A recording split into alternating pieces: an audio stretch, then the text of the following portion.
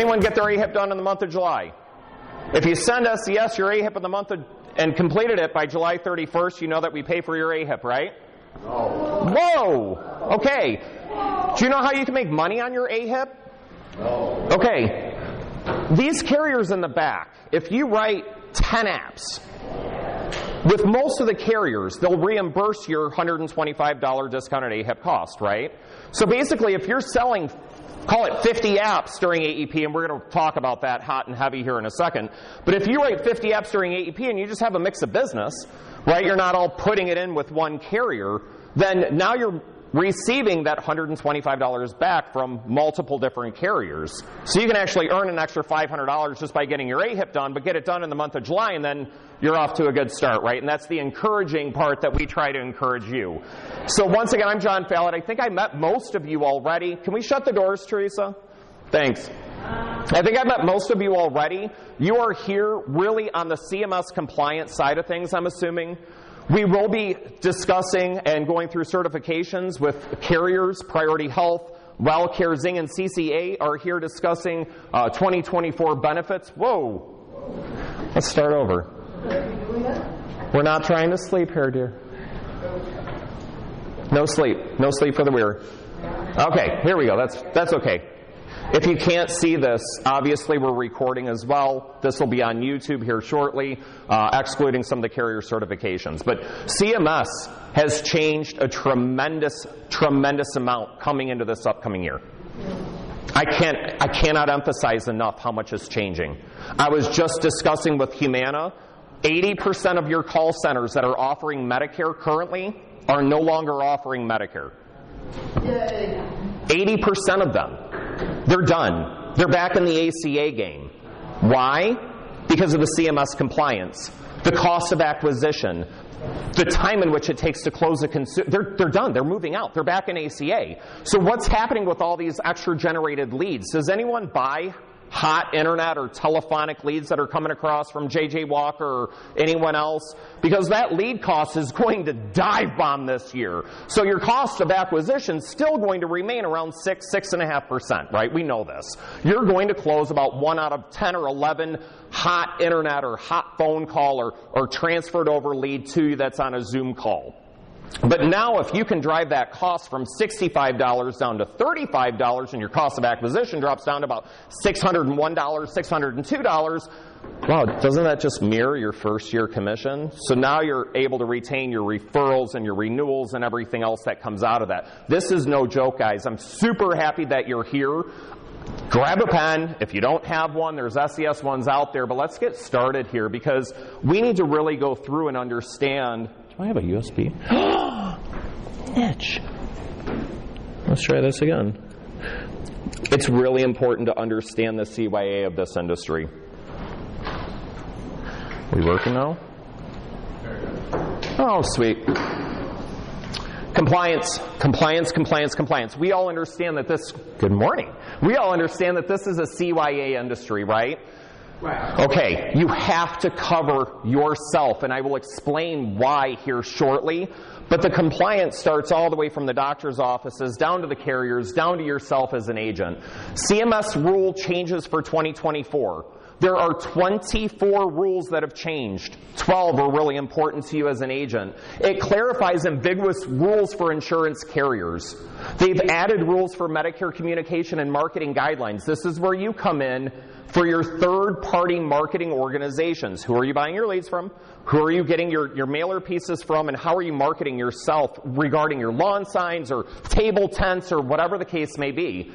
Who is your TPO? And does this involve your business? Once again, your lead vendors, agencies, your agents, everyone is concerned in regards to the CMS rule changes. We are concerned with all of you, for all of you. All of the agencies and agents in this room selling 2024 understand that this becomes effective September 30th, right? Mm-hmm. This pertains to you. Each and every one of us needs to remain compliant. You do not want the phone call from CMS that you weren't compliant with your marketing. No changes were enacted to eliminate the vital role of you, the independent agent. We all realize that agents serve a very, very, very important role to guide and be that fiduciary, right, to offer as many plans as you can, to certify, to know that each carrier has their own niche in the marketplace, right? Whether or not it comes to the dental niche, the transportation, what have you, your position will remain, obviously, through CMS's eyes. You're too important to help the senior community understand their Medicare. But CMS is certainly taking a stand on the large call centers, as I mentioned. The bait and switch, the offering coverage in counties in which they're not available, the amount of money I hear that the carriers are providing to these call centers for marketing has certainly changed and changed for the better, really, for the independent agents in this room. So this summary of the changes, it limits the use of the Medicare name, logo, and Medicare card, right? So if you have a pull-up banner, if you have a table tent that has the Medicare red, white, and blue card, it cannot be misleading. It prohibits the use of superlatives. We're the best. We're the greatest. This is the best plan for you, Doris. It prohibits marketing benefits in areas in which they are not available. Prohibits marketing savings based on unrealized cost, right? That's a huge one. You could save up to $1,200 a year back on your Social Security. Just enter your zip code. Just enter your zip code, right? Prohibits door knocking. Obviously, that's something that we should all understand. It has limitations on the scope of appointment on the BRC lifespans.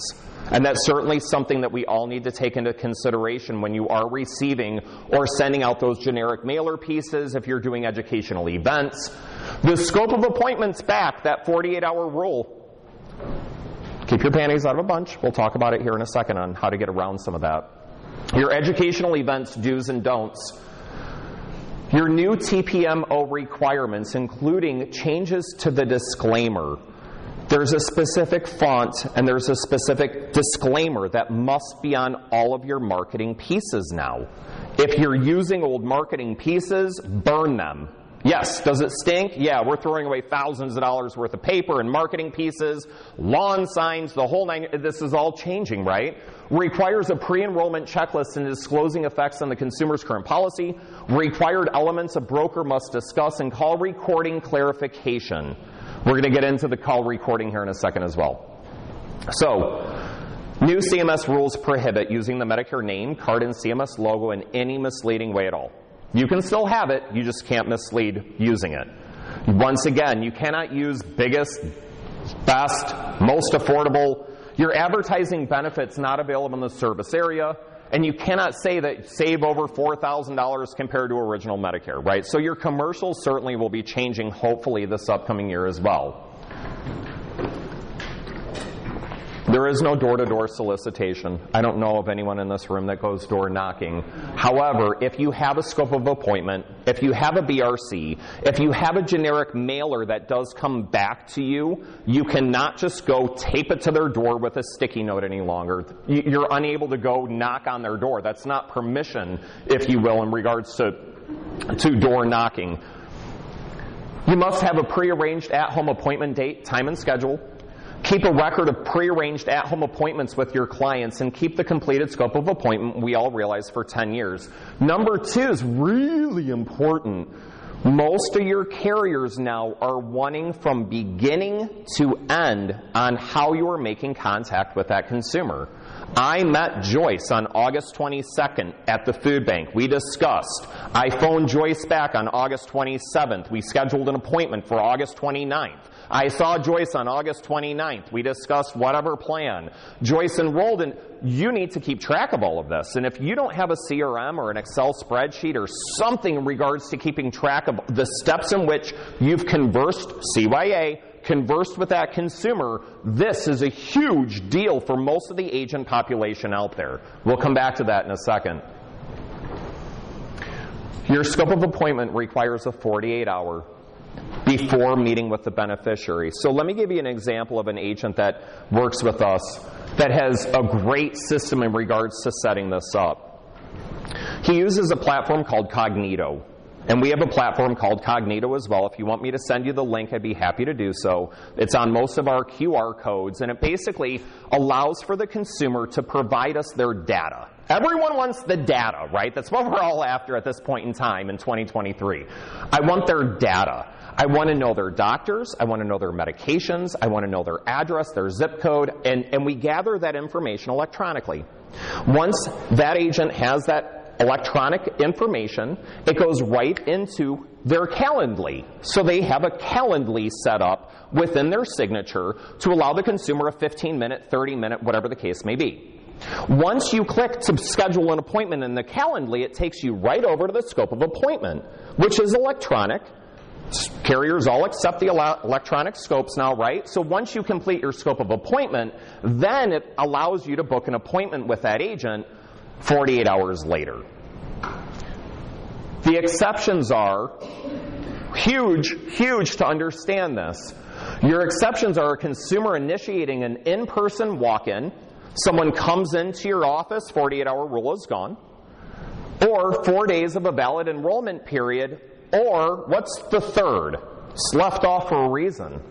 Does anyone know when a scope of appointment's not required? Come on, guys. On a PURL. What's PRL? Your personal URL. Every carrier offers a personal link for you to send to that consumer. I'm not stating not to accept a scope of appointment, but your PURLs don't require it. So if you go to the Senior Enrollment Solutions website right now, right, you can enroll into Humana, you can enroll into WellCare, you can enroll into HAP. All it is my PURL on our website, right? So if I market my website and someone happens to go on and see WellCare and enroll into a WellCare plan, I never converse with them. So does it require a scope of appointment? So otherwise, you will require that 48-hour rule. Your scope of appointments, BRCs, will allow no more than 12 months, obviously, to make contact with this person. You can't go back and phone someone 2, 3, 4 years later. Agents are no longer allowed to collect scope of appointments at educational events. Agents can collect business reply cards and let attendees take their business cards.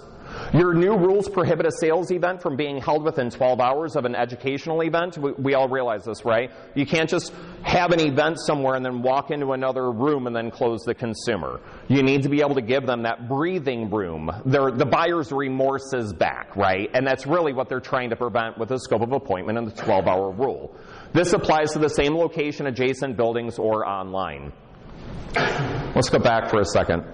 Does this make sense? Do we all understand the scope of appointment 48-hour rule? Okay. Do we understand the three things that avoids the scope of appointment? Go ahead, Jeff. Hey, just got a question. Yeah. Carrier asking you, but for the walk-in, yeah. if somebody's doing a sales event, yeah. and somebody walks up to the table, you already are having a sales event. It's not just an individual consumer that's walking in off the street. So they don't need to do a sales event? At the educational event? At a sales event? No, sales events don't require. It's in your AHIP. Everyone else? Go ahead. I'm sitting with a client. Yeah. And he likes what I talk to him about. Friend shows up, wants to find out about the same thing. I would collect a scope. However, that 48-hour, it's a walk-in, right? Jamie, am I on the right path here? Okay.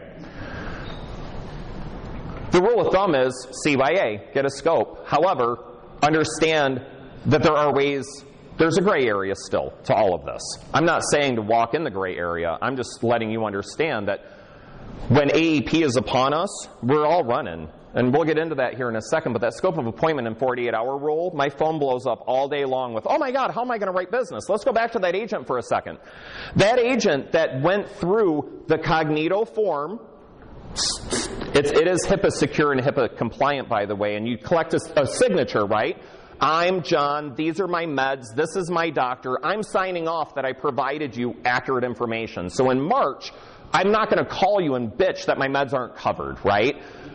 Don't go there. You already signed off on the meds that you provided to me. So then it goes into this Calendly, and then now, because of PURLs, you can just create an email. Hey, Joyce, I got your meds, I got your doctor. Here's an email. It appears as though that this carrier plan's the right fit for you. So this agent was at 512 apps written by October 15th. Can we start there? Okay, let's just let that sink in for a second. Agents are required to dive deeper than the pre-enrollment checklist. Your beneficiary needs a health plan and must be fully discussed, right? The days of the 3-minute, here you go, that needs to go away.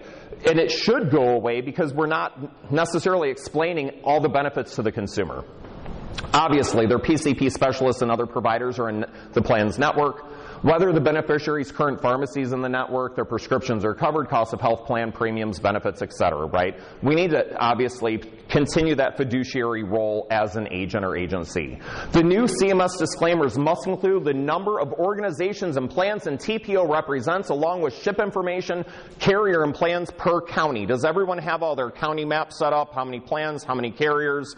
It gets a little wonky when you start getting national. There's a lot of counties in Texas.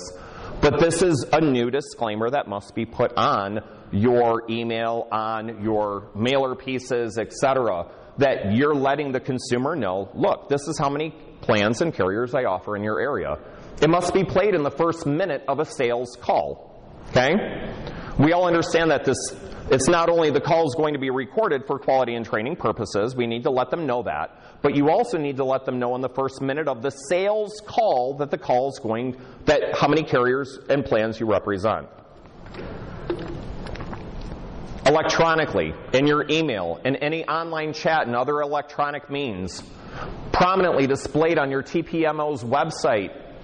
Your marketing materials also include your print materials, any television advertising, any billboards, etc.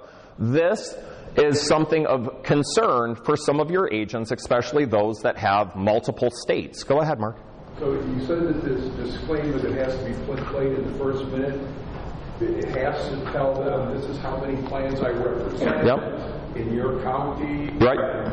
I have 8 carriers and 53 plans in Oakland County. Do you have to name each plan? No. Okay. No, it's just and you can have a pre-recorded disclaimer depending on your county, right? How do you have that signature in an email when you don't know what county? Office 365. You can dump it. You can actually build it all out into Office 365 to then read what county and big deal, guys. You want shown? Okay, here you go.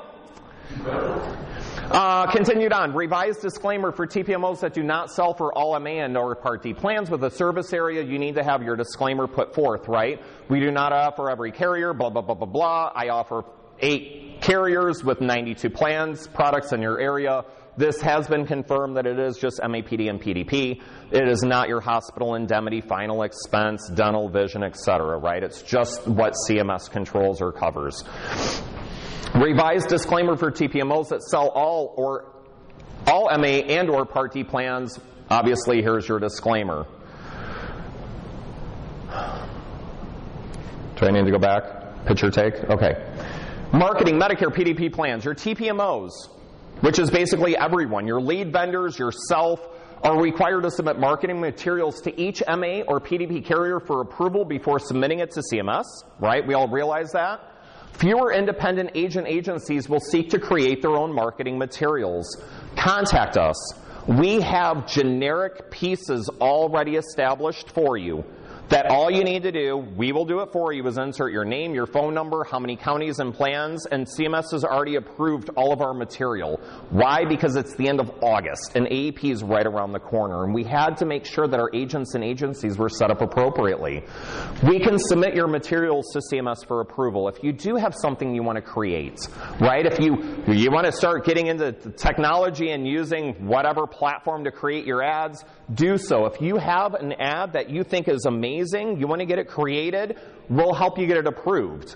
Fiverr does an amazing job creating marketing pieces as well, but they have to be approved. And your carriers have marketing materials, obviously, if you're wanting to market specifically for a carrier. Most agents, I feel, and your rate of return is obviously higher marketing for yourself as opposed to just pushing one carrier's marketing pieces. We can always go into this further as well. Your call recording. Marketing, sales, and enrollment calls must be recorded. Now, CMS is saying sales calls have to be recorded, but most of your carriers have taken this one step further, that they're expecting all of your calls to be recorded. Most carriers require your calls. All correspondence must be documented, obviously. The audio portion of your video calls must also be recorded. So if you're using a Zoom, if you're using any other video chat, and a lot of agents purchase leads like that, right? You can buy leads with Joe just sitting on his sofa and an iPad, and you can buy that lead where it just transfers Joe right into your Zoom call. Anyone see this before? Anyone purchasing those style leads? It's pretty slick. You got to make sure that you're dressed and appropriate and ready to accept leads, obviously. At least from the waist up. At least from the waist up. Marketing includes retention-based marketing, obviously. Any postcards, hey, it's AEP, I'm reminding you to call me or do a plan review. Your marketing includes any materials that mention any benefits, your dental, your vision, your hearing, your transportation, your OTC, etc. So, in regards to your calls being recorded, the disclaimer must be played in the first 60 seconds, as we know. Your calls must be stored and accessible, HIPAA securely, for 10 years. I have vetted every single call recording platform out there. All of them. 8x8, Ono, Centrex, Agency Intel 5.9, Dialpad, the list goes on and on and on and on and on. Some of these HIPAA secure locations only store calls for 6 months. Then what are you doing? Do you have a server off-site, secure, with an FTP to pull your calls, to put it in your off-site server? I mean, really, guys, like, let's. I know the agent community very, very well, and that answer would be no. But you have to make sure that it's HIPAA secure. Your Zoom, your GetResponse, your other video chat rooms are not HIPAA secure. Google Voice and most of your other telephony systems are not HIPAA secure. And even if they are, and you're using an Office platform, they're only storing it for 6 months, and then what do you do? RingCentral only stores it for 30 days or 90 days if you upgrade to their enterprise platform. So the call recording is a huge issue. We've taken the guesswork out of it. I signed a massive contract with Dialpad to allow agents nationally to record their calls at a very minimal cost. It stores your calls HIPAA securely. It allows for you to have a telephone either on a hard line in your office or on your cell phone, right? So if my family calls me on my cell phone, it rings to Verizon. If my clients call me, it rings to my Dialpad. So I have 2 different phone numbers on my cell phone. It allows for ease of access, HIPAA secure storage for the life of the call, not 5 years, not 10 years. So we've driven the cost down of Dialpad for you. It is the Pro platform. We launched this last August. Dialpad has gone miles since last August with their AI. The fact sheets that you can pull on yourself. Did I talk about dental? Did I ask about their dog? It highlights anything in red that's negative. I'm sorry, your dentist does not participate in the Aetna network. And how does the consumer respond, and how do you respond to the consumer? It's all dictated in front of you in real time to help you improve your sales calls. So what we've done is we negotiated this cost down. It's actually $58.59 a month. If you're going out, hop on Dialpad and purchase it. We drove the cost down to $20 a month for agents because it is a necessary evil that you're spending additional funds to protect yourself, that CYA, when it comes to this industry. Even better, if you write 10 Medicare Advantage apps in a year, rolling 12 months, 10 in a year, or 20 MedSup in a year, we cover the cost for you. Go ahead, Brett. How long does the store the calls for? When does that work? Currently, Dialpad stores the calls indefinitely.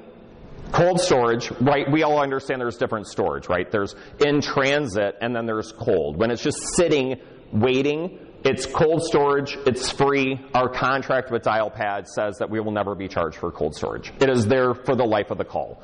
What's super slick about Dialpad is the more calls you make and the more you talk through Dialpad, one, the dictation obviously gets better, but secondly, you can pull up Jones. And any conversation you ever had that mentioned Jones is right in front of your face. So while you're speaking to the consumer, you can be like, oh yeah, you're still seeing Dr. Jones, aren't you? Yeah, the one on Haggerty. Yeah, how did you know this?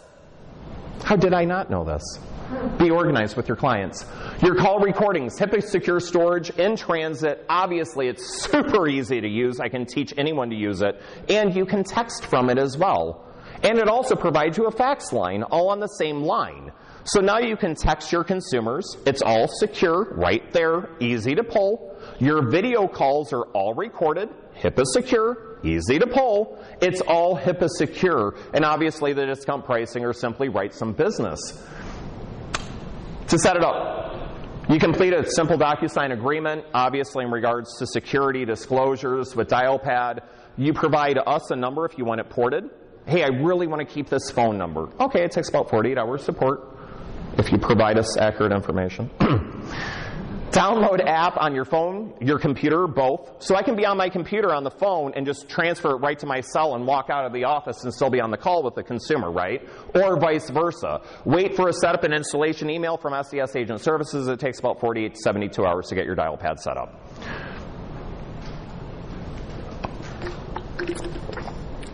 The word of the year. What is AI? Does anyone really have an answer to this yet? Okay, so here's the 35 seconds. AI is there to help you automate your processes.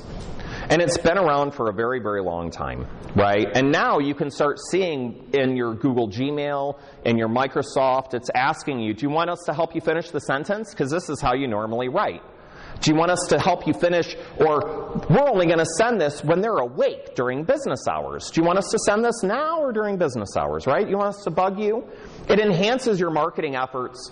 It provides faster support, and it improves your overall customer experience and more. We're going to leave the ChatGPT over here for a second. We're just talking AI for a minute. Does that make sense?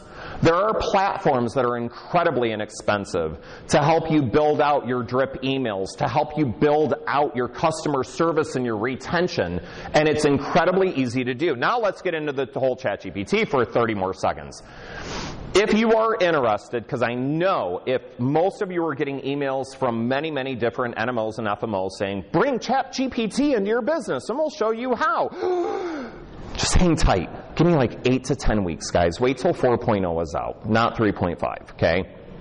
And understand that you don't necessarily want your ChatGPT intermingling with others because we've all heard horror stories about all this, right? However, for streamlining an email, making something professional, making something more business-like, you can certainly throw in your email into a program. There's a ton of free ones out there. Bing's a great example, right? It's either Bing, Google, or Microsoft. Those are the three dogs that are fighting over all of this. It'll ask you for what you want. It'll ask you for any edits. There's a link that will take you right into creating your ChatGPT, setting up your own little dragon if you want to go train your dragon. But this is something that we, as an organization, as agents, if you're not implementing it this AEP, I would strongly suggest by next AEP you begin to implement some ChatGPT and AI into your system.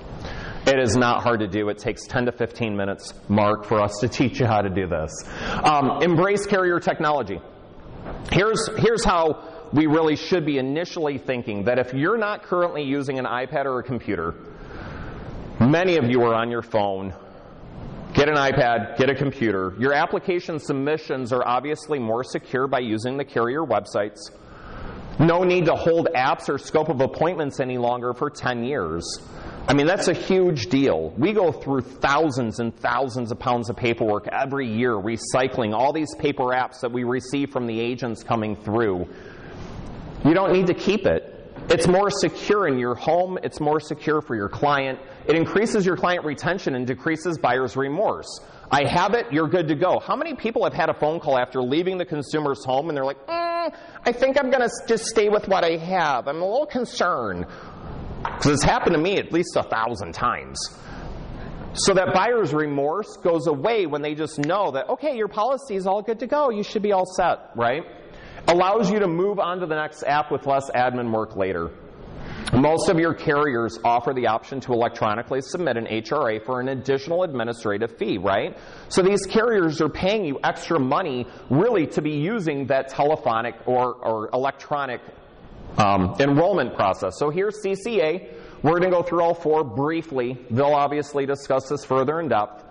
But your Sunfire for your CCA website's electronic. Obviously, they do provide paper applications, and your PURL is really your go-to, or should be your go-to in writing business. Priority Health. They, too, have a PURL that agents are able to utilize. They also will pay you an additional amount for your VBE to be completed online, right? $75 an application for a VBE and $25 if they schedule or come in for their welcome call request scheduled, right? So you can earn an extra $100 on Priority Health, or $75 or $50. You're missing out if you're not doing this electronically and you're still completing paper applications. WellCare, same thing, right? You have a PURL. You get paid additional amount for SNPs. You get paid additional amount, $225 on a SNP, $75 for other plans. WellCare will go through that further with you here in a moment as well. But electronically, the carriers have set all this up for you, so you don't have to have paper applications. Zing Health as well. You have a PURL. You can also simply call in, provide your ID, and they're good to go. $50 for an HRA with Zing Health. Couple things. Who in here has 2 monitors currently? It's 2023. Okay? So the rest of you are working on one screen. Brad, I know you're chuckling, but this is for real. I mean, it really is. How are you optimizing your time when you're I don't want to sit my life behind a screen, and I know you don't either. So when I am behind a screen, I am plugged in. I will tell you that purchasing an extra monitor, I will guarantee an extra 10 apps a year. Minimum, if you have an extra monitor sitting next to you. Costs $150. Is that what, a half a sale? Okay. Your chair, your desk, is it ergonomically okay for you? Are you comfortable sitting at a desk for 8 hours? And if you're not, get yourself a better chair. Your mouse, mine sits in my hand about 16 hours a day.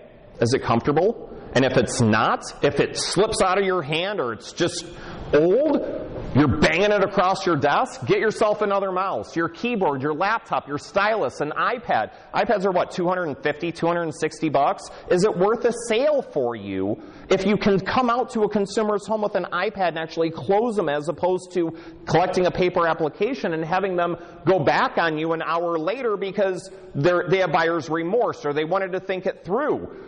Spend some money on your technology, folks. I cannot emphasize it enough to you. It will come back tenfold.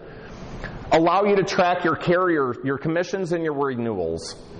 The ease of follow-up, right? Here in Michigan, it's a little unique. Michigan and Oklahoma are 2 states that pay hot and heavy on med sup commissions, right?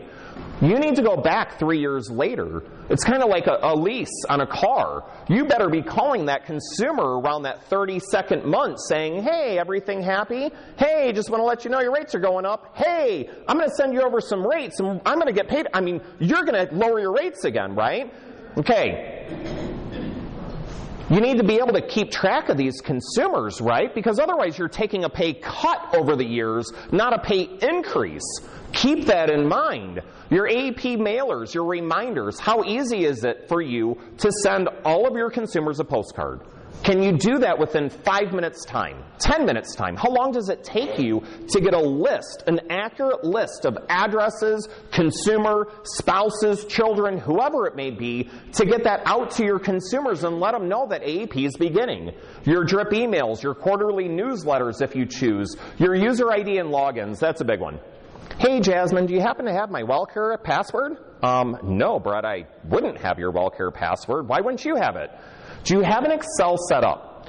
There are programs out there like Dashlane, right? Some of you use Dashlane. It's about $50 a year, and it stores securely all of your passwords or makes them up. There are other secure ways of keeping your agent IDs, your logins, etc., but this should be something that's real quick at your fingertips, because when I'm writing an online app, I don't want to try and figure out what my CCA password is to get into their portal to be able to. It should be right at my fingertips. Your ROI versus your revenue. Do you know what your cost of acquisition is? Do you know how long a consumer typically sticks with you? Do they change plans and how often? Do you have this data? Because most of your huge call centers, I mean, they have it down to the science. And as an agent, it's really important to know you were on Humana from 2010 to 2014. Then you remember we moved you over to HAP 2014, 15, 16.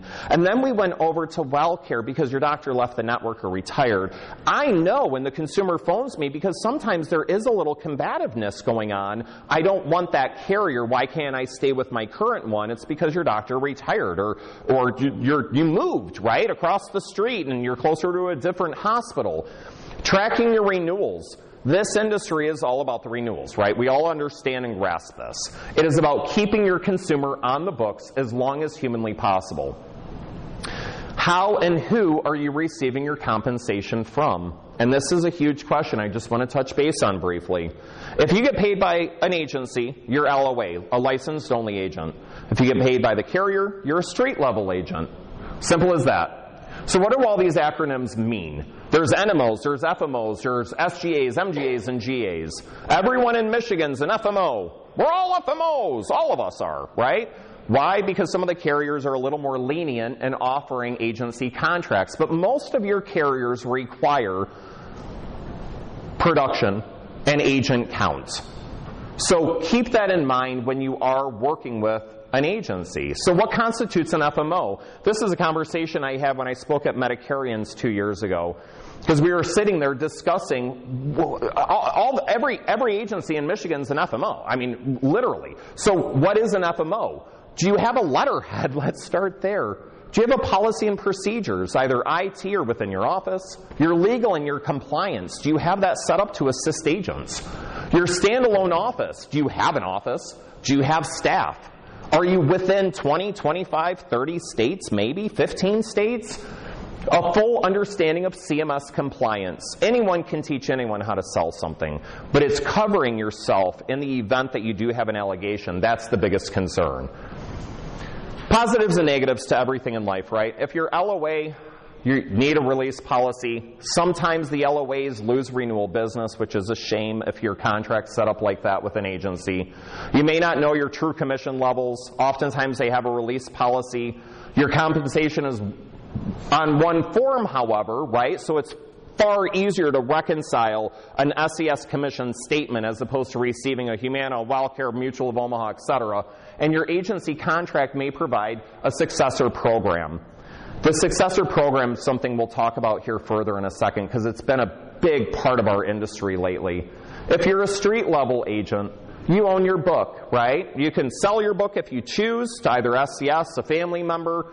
You have full carrier commission, but once again, you have multiple 1099s. You start feeding a CPA 80, 90, 100 1099s in a year, and they start charging you a little bit more. Your renewals and your releases obviously are easier to keep and to transfer. You own that book of business as a street level agent. SES helps our agents with carrier plan availability.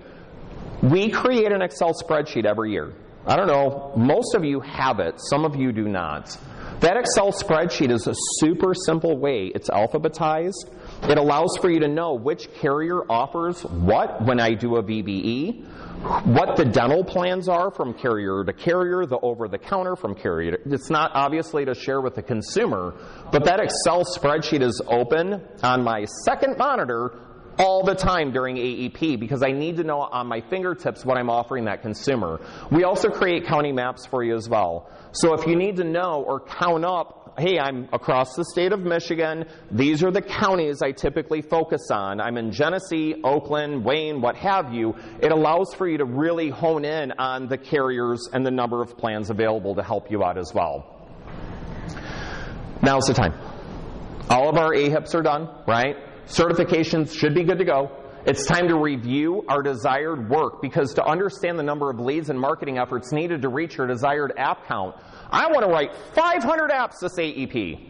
How you doing that? I don't know. Okay, now's the time to figure it out, right? Create a marketing plan and begin approval printing of your marketing pieces. My clients get all of their marketing pieces for AEP on October 1st. All of them. October 15th is not when AEP begins in my world. Why? Because we can start discussing plans with them, right?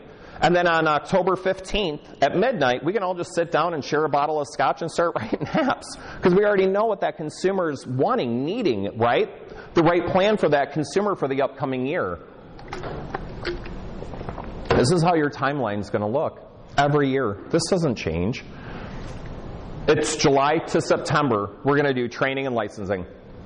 October 1st, we're reviewing all of our current consumers. We're asking them for referrals. We're asking and making sure that they're okay, that they're going to stick on our book of business for that following year. October 15th, your AEP begins. AEP ends December 7th, right? We are all aware of this. This is crystal clear in all of our minds. But do we understand that AEP is only 53 days? 53 days! You want to write 500 apps in 53 days, that's 10 a day. At a 6% closing ratio, how many leads are you going to need? Has anyone worked backwards to figure this out? You have 37 days. There's 8 Saturdays and 8 Sundays. Are you working every weekend during AEP? But there's 2 holidays if you include Halloween. Obviously, there's Thanksgiving. You only have 35 days, guys. 35 days to run, to make your revenue for the next year, to earn your renewals, to earn referrals. You have 37 days, minus 2 holidays. And I've written business on both of them. But this is your AEP. It is a very brief period of time, and you better have your technology, certs, everything completed by then, and know how you're going to write whatever it is, the number of production that you're looking to write. How many enrollments are you planning this AEP? Maybe some of you have worked backwards. I want to make $60,000 during AEP. At $300 an app, I'm going to need to earn or sell this many apps. Let's work backwards. I need this amount of leads to talk to this amount of people to sell this amount of business. Is this amount of business going to equate to this dollar amount? And if it's a no, go back to your lead source and your technology. I cannot emphasize this enough. 35 days, that's all you got. That's it. There are 2 Medicare plan sales options, right? We all understand that option 1, if you want to write MAPDs, PDPs, you have to complete your AHIP, right? That national certification, and then the carrier certifications thereafter. Most of your carrier certifications now are so streamlined and easy. Some still require the belly-to-belly, which is why some of you are here. Option 2 is your Med-Sup plans, right? You don't need to include a Part D, and you also don't need to take an AHIP or certifications to write Med-Sups. UHC is the only carrier that doesn't require your AHIP. Right, if you're looking to write PDPs, MAPDs, but limit yourself, there's a lot of PNC carriers out there that only write United Health. Agents must complete certifications and be ready to sell, right? Don't lose out on any additional revenue from fear of compliance. Your medic costs, total cost, network, value-added benefits, right? That's what we go through every step with an MAPD. How much is your medications from Plan A to Plan B to, right? There's, 94 plans in Oakland County. I can narrow this down to about 8 real quick just off your meds. Then we look at your network, and then we look at your value-added benefits. Do you need dental? Do you need transportation? And then from there, we write the plan. Many Med-Sup clients have family who need MAPD and D-SNP plans. I can't tell you the D-SNP plans I've written off my Med-Sup referrals. You got a raise this year. Your Medicare commissions went up to $611 and $306 for renewals. New to Medicare may be prorated depending on the carrier. Some are still paying per member per month. Others are paying you the full boat up front. Know which ones are paying which. However, keep in mind that there's a high volatility that can occur due to LIS, Medicaid, and MMP, right? We've all lost them. All of us. They get sucked back into the MMP. We lose them due to LIS. They lose their Medicaid benefits. Many moving parts of these third-party carriers increase customer service to clients. How many calls have you had about the dental plan or the transportation not picking them up? Or right? They're all outsourcing too much, if you will, in my eyes, and in doing so, it increases your customer service calls. What happens if a carrier pulls out of the state or the county? Now you have to go back and rewrite all these consumers again, right? It's just the nature of the beast on the Medicare Advantage plan side. However, the joy is, as we all know, that it pays for the life of the policy. Your Medicare supplemental plans, depending on the state, generally pay between 18 and 30%. Michigan obviously pays hot and heavy for 3 years. Once again, they are underwritten, right? as a backup plan to continue the commission curve. So I'm not necessarily going to write the most lenient underwritten carrier when I'm enrolling someone that's turning 65. I'm going to try and move them later down the road, 3 years, 4 years later, to continue my bell curve of my commissions. Writing older clients obviously means higher premiums and commissions. However, they are more difficult to write. You don't need your Part D. You don't need to do your AHIP. It just allows for you to go out. Obviously, SES does have a quoting engine for you to use that shows you every carrier in every state to be able to help you retain that fiduciary. All your plans are standardized on the MedSup side, right? And are given a letter of the alphabet to not confuse consumers. And Plan G and N, for those not writing MedSups, are your most popular plans. Most carrier states are just in time, meaning if you see a carrier that you're not appointed with on the quoting engine, you can still write the policy. It's just in time in Michigan, right? So your contract and the policy would go down at the same time, and then at that point in time they would appoint you and then write Joyce on Allstate or whoever it may be. Utilize the SES MedSup quoting engine. We do have a proprietary quoting engine that we built out about a decade ago. We own that quoting engine for your transparent rates. Most of your MedSup clients will typically need a Part D requiring your AHIP and certifications, or you can either refer them to SES or just send them to the Medicare.gov website. Once again, we offer a MedSup quoting engine to you. It shows the lowest premium plans in the zip code. You can copy and print it right from the SES engine and then send it in an email or put it on a Word document right to your carrier or consumer, excuse me. Not every carrier is in every state and may not be competitive, right? We understand that. So if you're just out writing one carrier that may be uber competitive in North Carolina, they may not be competitive here in Michigan. But I will tell you, only 3% of MedSup agents write MAPDs. And only 3% of MAPD agents write MedSups. It just is what it is. We are so siloed in this industry that I have call center agents that when they get an MAPD consumer on the phone, they say, call Medicare. Don't want to deal with them. They never write MAPDs, MedSup only. And you have MAPD agents that will never write a MedSup. Find the balance, right? Learn the balance. It's not very difficult. My book's out there, right? It's an 11-minute read if you're confused. It's also on YouTube. But discuss your dental and vision plans. How many agents have a big book of business on dental or vision or cancer? It's one of those things that we're kind of just right out the door with. But it increases your retention. To discuss your long-term care, cancer, your HIP plans, right? Your hospital indemnity plans will not only increase your retention, but your revenue as well. Review, read, and your contracts to ensure your renewals obviously remain paid. Let loved ones know where your tax info is, right? Get your business organized. If we all die from the same semi-truck driver, gas explosion pulling out of here, do your loved ones know your business? Do they? Do they know where to access your funds? Because you're going to be able to leave a successor behind, right? This business is also my life insurance policy that I'm going to sell off or provide to my family as renewals. But if you're not organized with your book of business, your passwords, the carriers in which you're currently conducting business with, I will tell you, your family will mourn even harder because they know that these funds are out there and they couldn't access them, they couldn't find them, the carrier sucked them up. This is a huge deal. Not that everyone's looking to sell their business, and I hope to God, right, if you see a gas truck, stay in the parking lot, but it happens. So get your book of business organized to ensure your knowledge of plans, your carriers, and your products in the event that something does end up occurring to you.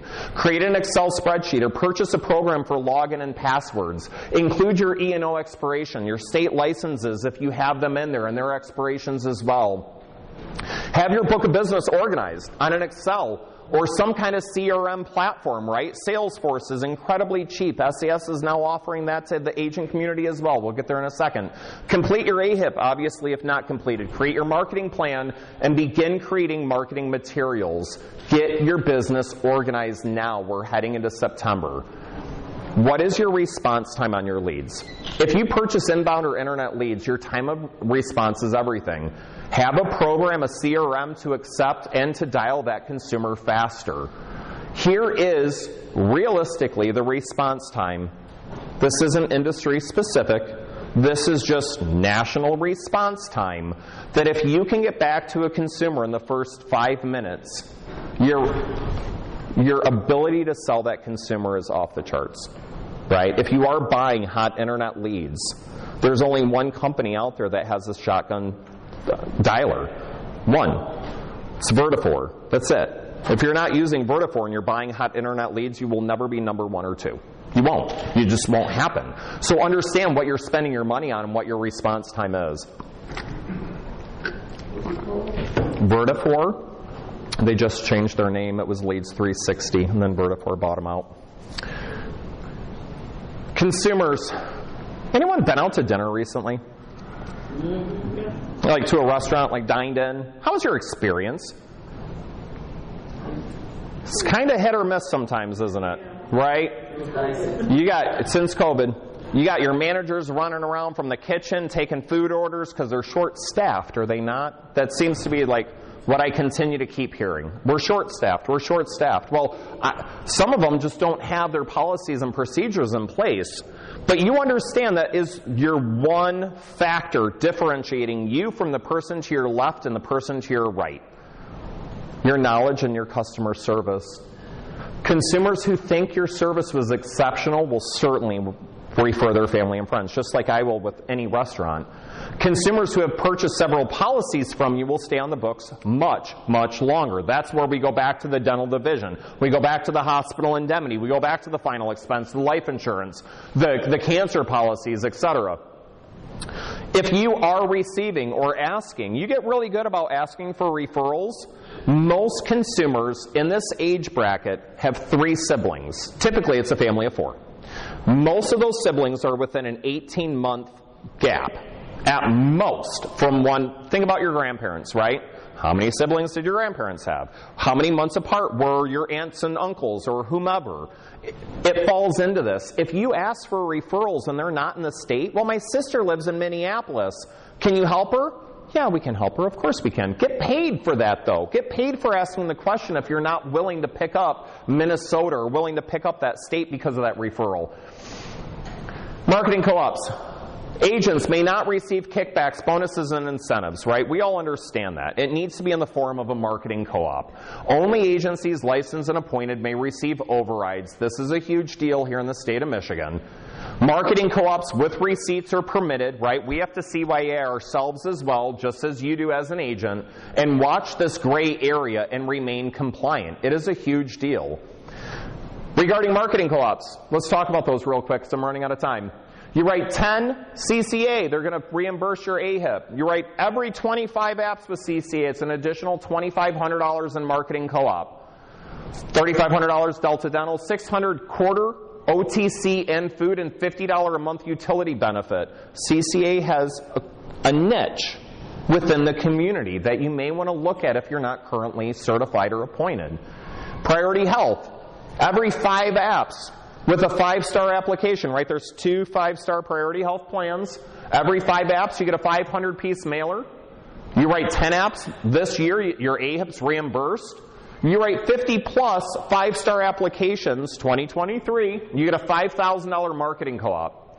Plus, they give you $75 an application for the HRA and $25 for the welcome call request, right? There is more marketing money going on to assist you because I think it's not going out to the national call centers. Zing! For every 5 to 10 applications, you get $50 an app extra, above and beyond, in regards to marketing co-op. You receive an additional 100 or 250, obviously the more production you write. For 1/1/2024 enrollments, every 3 apps get you a mailer piece or $500 in marketing co-op. Every 3 apps, guys. You write 30 enrollments, you're at a $12,500 marketing co-op. Okay? So the way, go ahead. You're saying 2023 applications, but we're going to be writing 2020. You're still in 2023, big guy. You camping? This is 2023. This is 2024. Same holds true, but it just continues to accumulate, obviously. Certainly, $335 a quarter, $50 grocery card. Preferred insulin, I'll let them talk about this, and obviously their C-SNP is very, very strong as well. Keep your NIPR, your state DIFS, and carriers up to date. Have you been in the DIFS recently? Have you updated your address? Have you updated your phone number? Have you updated them to let you know your any agency affiliation? Have you moved your hierarchy, and does that need updated? Your continued education, is that done? My birthday's in November, right? You understand that you can take it every 4 years, though. Does that make sense? Every 4 years. When I sit down and I do my continued education and I take the 32 minutes out of my life to complete that, one, I do very simple Medicare basics, right? Part D, all of that. But it's due every other year. So technically, even though mine is due this year, I did it for this year, and then I did it again for, okay? Does that make sense? Okay. Don't let this be a part of your AEP. This should not be a part of your AEP. You do not have 32 minutes and 32 days to complete your continued certifications. Understand your state differences, right? Your networks, your carrier offerings, your commissionable plans. There are agents that are moving or focusing on certain states that pay much higher commissions. Your New Jersey, California, right? Certification CE credits are state specific. Every state has a different cost to obtain a license. Keep that in mind. And most carriers will charge appointment fees, including your MAPD, right? You want to pick up Anthem, they're going to start charging. You want to pick up Clover, they're going to charge you as well. What happens if a carrier goes bust, changes names, or exits a county? Are you prepared for this? Are you able to pull real quick all of the D-SNPs with United Health, because United Health pulled out of Michigan and I need to rewrite all these consumers to keep them on my books? What happens if your upline changes names or decides to retire? How do they determine paying commissions for the life of the policy? How is your contract structured? What is your exit strategy? If you happen to have a death, a dismemberment, retirement, another opportunity comes falling in your lap and you're like, Medicare's done, I'm changing chapters in my life, investments that you want to make. Can I sell my book of business? Will you give me $100,000 for it so I can go make an investment over here? And because my brother's buying a pizzeria and I want to invest with him. What is your exit strategy? Not that it's going to happen this year, but get yourself organized, not only for your AEP, but for your business as well. And SES obviously will help you with that. What happens if you become unable to work? Or complete your CE credits or your AHIP? What is your successor program and how can I participate, right? Your carrier compliance requirements, your business existence. 6 months to license or transfer must be licensed, appointed, and certified. It takes about 6 months to get that set up for your family. Your agency contracts in place for the continued renewal payment to your heirs. Do you want your family to receive a big fat check? Or do you just want to keep your book of business, which we would assign over to SCS and continue to pay your family out for the life of the policies? You wouldn't be the first one. I assure you, you wouldn't be the last one. It happens in this world. Protect your family. We have a list of all your beneficiary information. It's on our intake form, right? We don't hear from you. Something happens. Your bank account bounces our payment back on an EFT. We're reaching out to a family member. In an event of a notification of family or carrier of an agent passing and not receiving recertification, obviously we'll contact to begin either transferring your book of business or assisting with additional options to support your family. Thank you, guys. I appreciate it. I ran a few minutes over, about 7. That's okay. I think we started a few minutes late. Let's take a quick 10 minutes. Any of you needing anything that we talked about? I'll provide you the slideshow, right, which will have all the links. But if there's anything else with Cognito, with Dashlane, with Calendly, with any technology that you're like, well, hey, you meant, how would I implement that into my business? Please go with Jasmine, Teresa, Ellie, myself. We have a ton of staff here to assist you. But this is where we really need to be heading, right? What do you have planned for this very short period of time during AEP? And if you don't have a game plan, let's create one. If you don't have technology, let's create one. If you're missing a second monitor, reach out to me. I can probably find you one. It's really important to recognize what you're looking to do. Go ahead, Dinesh. Yeah. These rules, regulations, and guidelines we just discussed, this only applies to Medicare Advantage, right? And PDP. And PDP. But Yep. nothing for MedSup or anything. MedSup, nope. Hospital indemnity, nope. Yep. Keep that in mind when you're marketing, buddy. Yes. Thank you, guys. I appreciate it.